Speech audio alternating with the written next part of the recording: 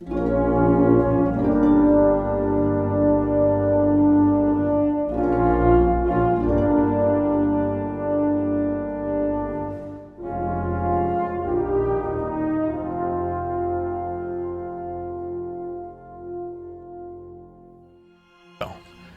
back to Podcast 1313. I'm Dave, and I'm here with Spark. Hello.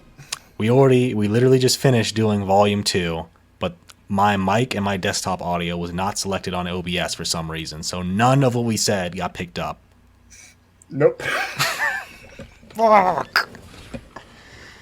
Well, it's all right. We're just going, instead of doing the typical format, we're just going to talk about this in kind of like a simple, style. So it won't be pretty much, I don't think, as long, but it's just us rambling about the comic. Yeah. I think something I want to get better at is mentioning who's doing the writing and the art, if it's relevant for the things we covered. Yeah. Because we mentioned that for the daily novels, but for this one and others, we haven't really been bringing that up. Just be good, maybe, for the viewer to know if they want to check it out, who they're looking for, who they have to thank for the entertaining content. Yeah. But yeah, as I said before, this is written by Mike Richardson and Randy Stradley. I think Randy Stradley wrote for some of Dark Times, too, if I'm not mistaken. He did a lot of the Dark Horse comics in general, if I'm not mistaken. Yeah. This volume in particular, we enjoyed ourselves, but as we said, we're not really big fans on it, are we, compared to the first one? Now, as I said before, well, I know you guys probably didn't you couldn't listen, but anyway, like we said before, like this is more like the first like few issues of the comic, right? Or is like Kurt Cano's revenge plot. It's supposed to be serious and him just kicking ass. This one is more like a comical like action adventure with Kurt Cano's.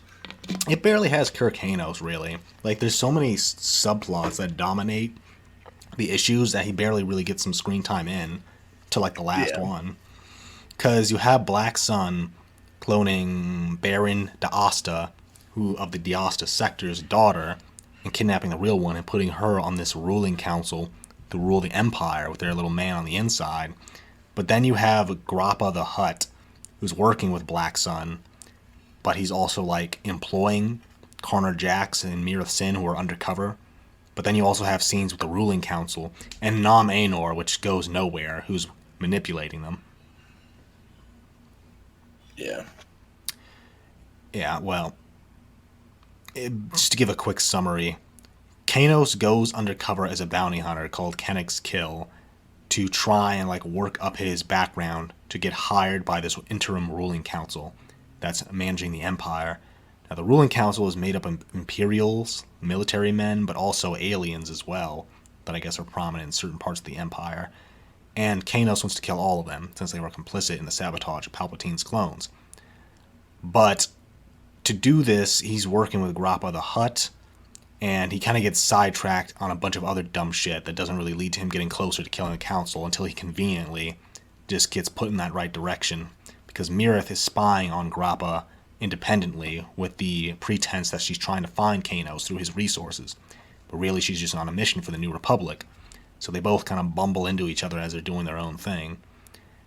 And meanwhile, as people are dying on Ord Cantrell, or no, what have I not mentioned yet?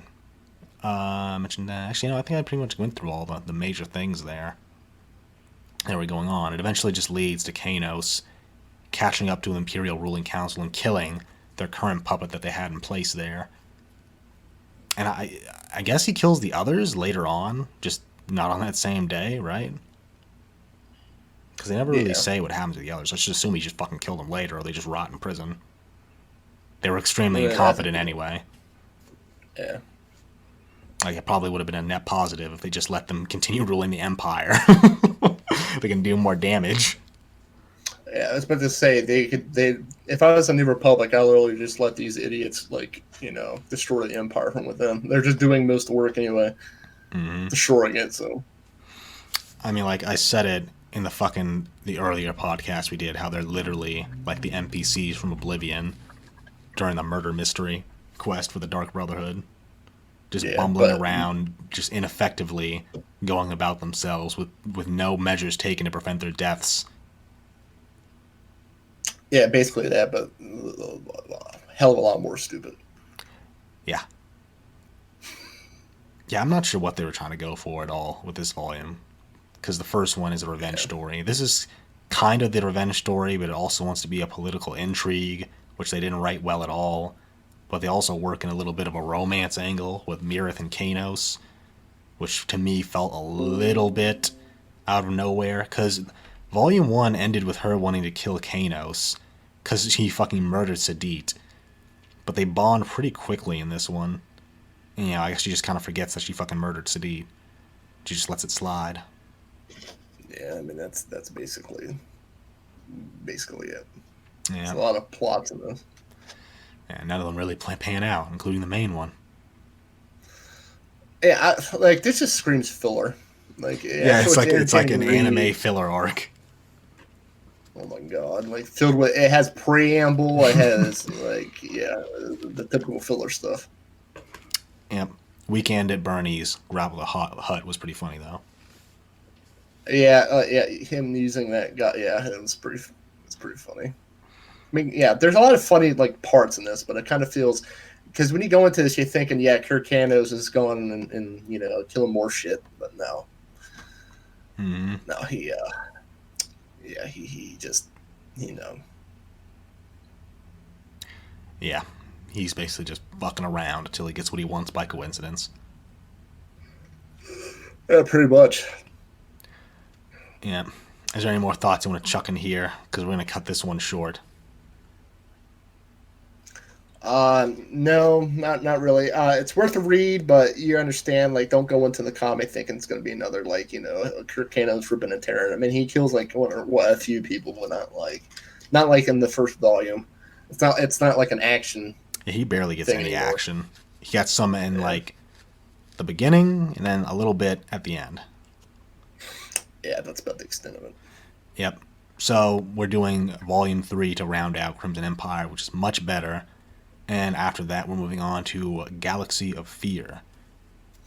Yes, that would be correct. I'm actually excited for Galaxy of Fear because I used to read the Goosebumps books when I was a kid, and this is basically just Star Wars Yeah, with Goosebumps. it is Star Wars Goosebumps because I remember reading it. There's a lot of freaky shit in this, so it's yeah. I don't know You're why, in but for a treat. like this feels a little bit more brutal than Goosebumps. Just reading the titles of them, brain eaters and shit. There's some like I remember there's a planet they go to where people are like buried and like they're literally buried alive and like they have like insect things like eating people. You're see it is kind of it's up there, but I mean it's for Star Wars, but yeah, it's fucking creepy. I'm looking forward to that one. All right, I'm gonna wrap this up. This was podcast 1313. Thank you for listening. Bye.